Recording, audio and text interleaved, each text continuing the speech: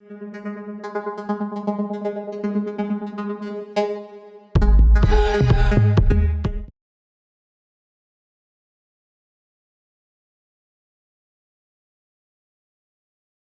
everyone, I am Dr. Ariel Ruiz-Garcia. I am a senior AI technology engineer at SeeChange.ai. Today I will be talking about generative adversarial stacked autoencoders. And just as a disclaimer, this work was done during my time at Coventry University. So generative adversarial networks have become very popular in image generation tasks. They use a minimax approach in which two networks, a generator and discriminator, compete with each other. The generator creates new samples, and the discriminator tries to tell whether a sample came from the training data or from the generator. Although very popular, they are very difficult to train due to various issues like sensitivity to parameter initialization or vanishing gradients. And something that we have observed in the literature is that they are normally not used for pre-training tasks. Before I introduce generative adversarial stacked autoencoders, let me recap on autoencoders. An autoencoder is composed of two models, an encoder that maps an input image to a hidden representation, and a decoder model that maps the hidden representation back to a reconstruction of the input, which essentially is just a representation of the input. The stacked autoencoders are essentially the same. They take an autoencoder model, split it into several smaller and shallow autoencoders, train one by one in a greedy layer-wise manner, and then fine-tune them all together.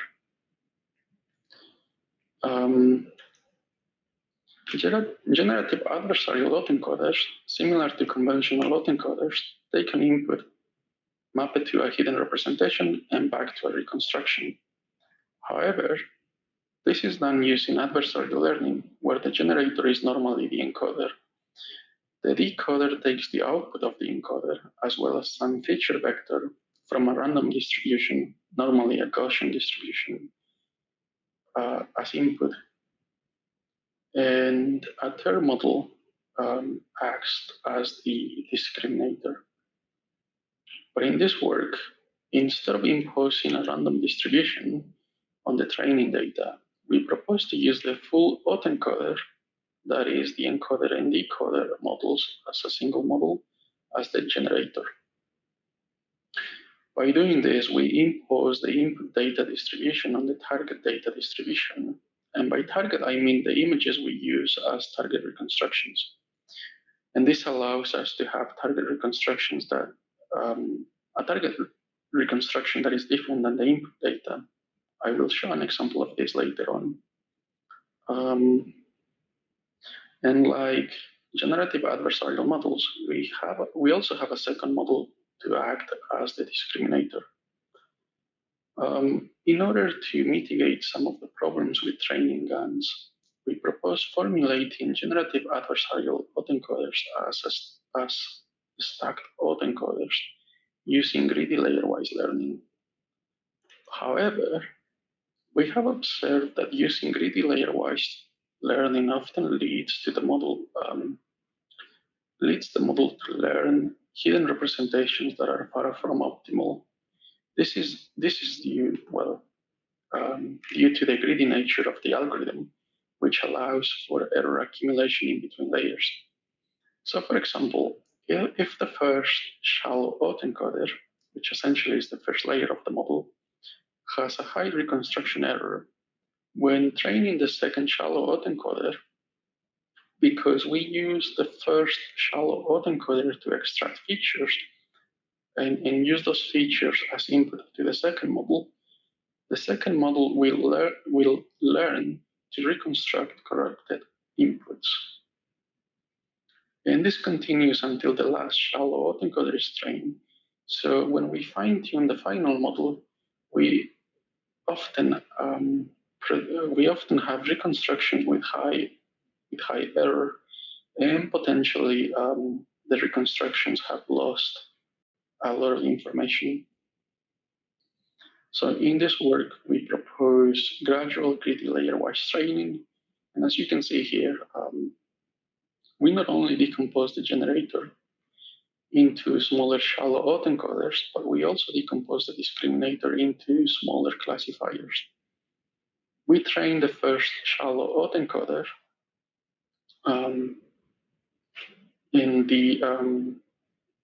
the first classifier, put them in their corresponding stacks, and use those stacks to extract features to train the next set of models.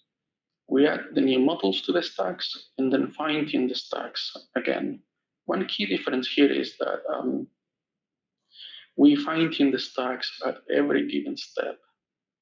We do this until all the models are trained, and then like in greedy layer-wise training, we fine-tune the final stack again. Here you can see some example reconstructions of a generative adversarial stack autoencoder trying to reconstruct profile faces as frontal faces. Earlier I mentioned that we impose the distribution of the input data on the target data as opposed to random distribution like empirical generative adversarial autoencoders. And this is a good example as to why we do that, because sometimes we want to use different target reconstructions for a given input image.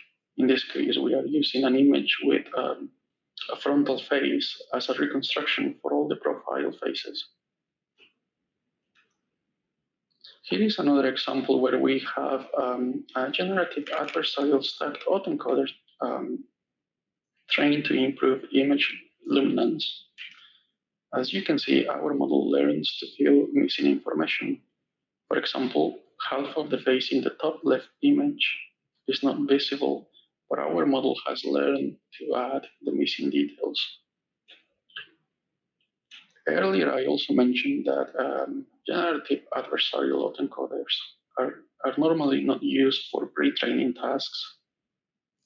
But here we show that if we use a generative adversarial stacked autoencoder to pre-train a 5-layer classifier, we obtain better classification performance than deeper models, in this case a ResNet 34. The middle and right columns in this table are the encoder elements of the models in the previous 2 slides, fine-tuned for classification. So overall, we have shown that our proposed method, generative adversarial stacked autoencoders and gradual greedy layer-wise learning, leads to reduced error accumulation, faster model convergence, and which ultimately leads to less training time. On that note, the models from the previous slides were only trained for 1 epoch each one of the shallow autoencoders, and the classifier was only fine-tuned for 10 epochs, compared to 1,000 epochs required for the ResNet 34 model. We have also demonstrated that our model can be used as a pre-training method for classifiers and achieve state-of-the-art performance with significantly smaller models. And also, because we decompose our model into several smaller autoencoders and train smaller models at a time, our model is less sensitive to parameter initialization, which is a big problem in generative adversarial models.